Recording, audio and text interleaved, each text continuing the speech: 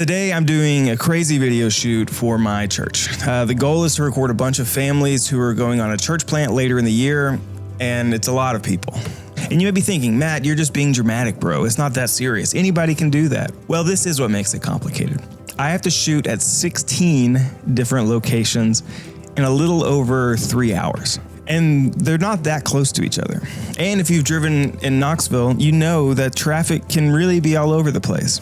That means that this video is going to need a lot of prep work because once we start, we are going to be ripping through town. So I'm planning this piece out kind of like George Clooney and Brad Pitt in Ocean's 11. We're just supposed to walk out of there with $150 million in cash. Yeah. Oh. So when we start talking about this video in particular, the biggest question was how are we going to coordinate with all of these people to be ready once we get there? We created a list, we mapped out where their houses or meeting spots, wherever we were going to record them was. We tried to calculate how long the drive was going to be, and then we contacted each person and told them when to be ready to go. Next, I moved all of these folks into a shot list I had in Notion and included their addresses on it so that we'd be able to pull up each shot quickly and efficiently. Seconds matter in a shoot like this, but all this planning only gets you so far. You also gotta be ready for the shoot itself. When you're in the middle of a video shoot, the worst thing in the world is to realize that you don't have the gear that you need. And the most complicated part of this shoot is that we're going to be crushing video quickly with a variety of shot locations, brightness, sunlight, a lot of different factors playing into this shoot. All this to say, we're going to need a pretty flexible setup that can let me get nice quality video while limiting the changes I'll have to make throughout the shoot. So we're starting with my baby, my Canon R5 Mark I. Now this is a great camera. I've loved this camera for years. I know it's not the most flashy or the newest out or the best in 2025. I know it overheats. I know the dynamic range has its limitations, but boy, let me tell you that this camera still rips 5 years after it dropped. It's going to be the workhorse of this project. I'm throwing on the Canon RF 14 to 35 millimeter f4 lens. This will give me flexibility with zoom so I can keep things wide or pull in tighter if I need to. The aperture is high enough that I can create some really nice bokeh, and the R5's autofocus, very nice. On the lens, I slapped on a variable neutral density filter, or a VND, so I can keep the aperture cranked high without overexposing my footage, especially in the midday sun. I've placed this bad boy into a small rig Black Mamba cage with a handle up top. If you're budget filming, this probably isn't necessary, but I love using the top handle to help stabilize the camera. I have a gimbal that I could have used, but I think the handheld vibe is going to kind of fit the tone of this video. Now this is huge. Think about your favorite director. They basically have unlimited choices in what gear they can use, and they pick and choose what gear they actually use pretty intentionally. So if you're new to videography, you don't need all of the things. You just need the right thing to be able to make the video that you want to make. I'm throwing a CF Express card and an SD card into it. I have the camera set up so the video gets saved to the CF and the pictures get saved to the SD card.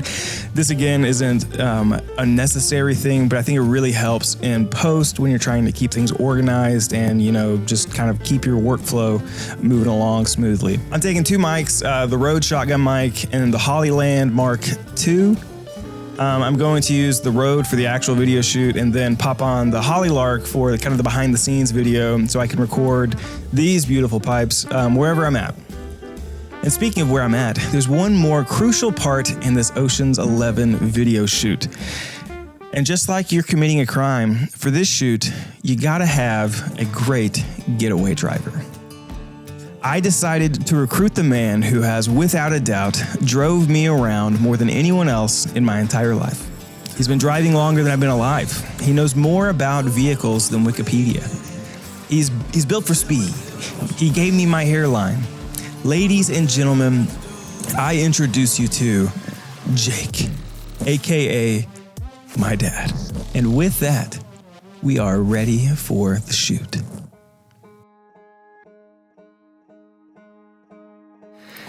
All right, so it's Saturday morning. It's about 6:30. We're about to wake the kids up, and then go grab breakfast with my parents. And then after that, it's game time, baby. Let's go. On our way to the first shoot. How we feeling?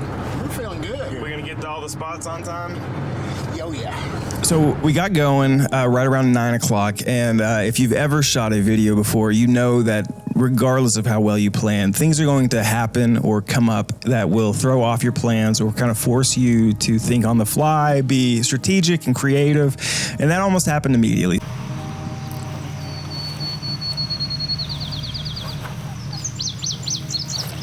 So pretty soon into it, 16 locations, we realized, we were getting behind pretty fast. All right, we got through the first recording. If you're a parent watching this, you probably know.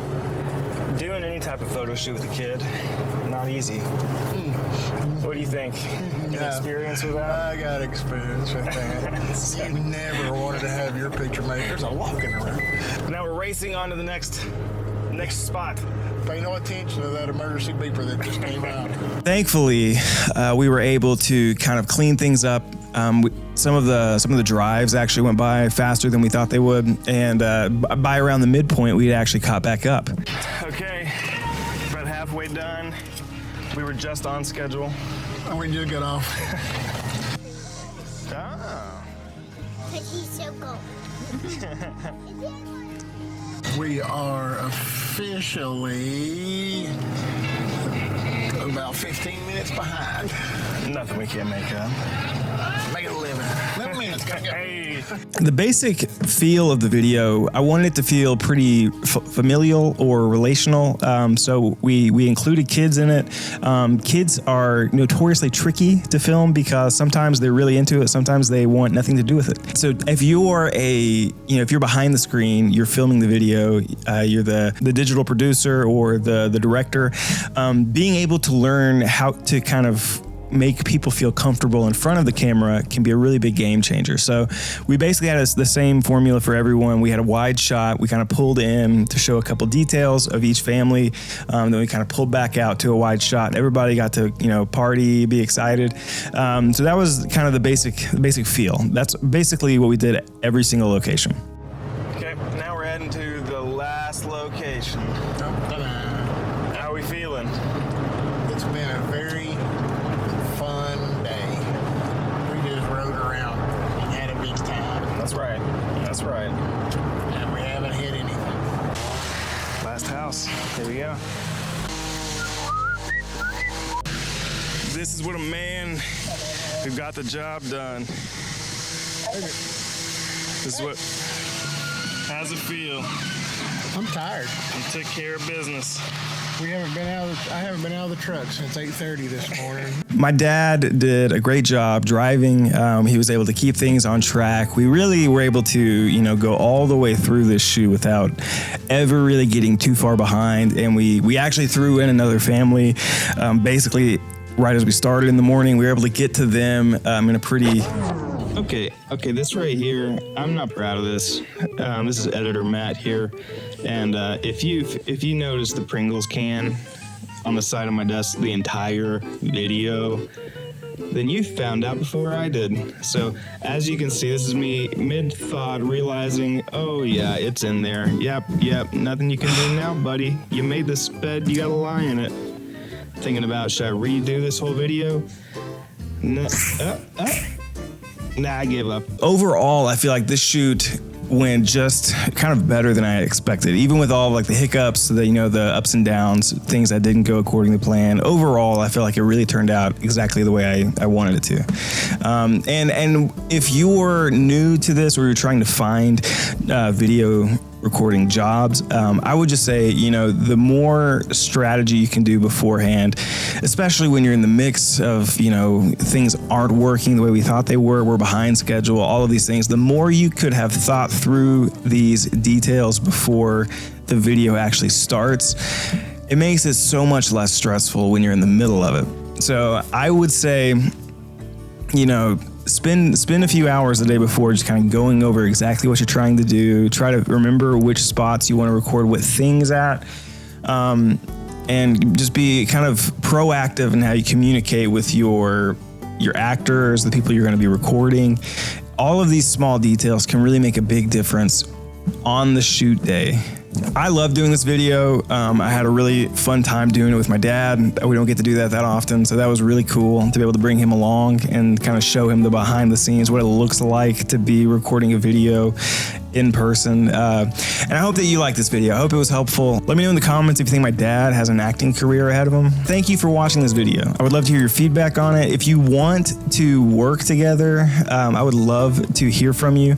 So if you're creative, trying to bring your ideas to life, I'd love to help. DM me and let's work together. And that's it for this video. Thanks for watching.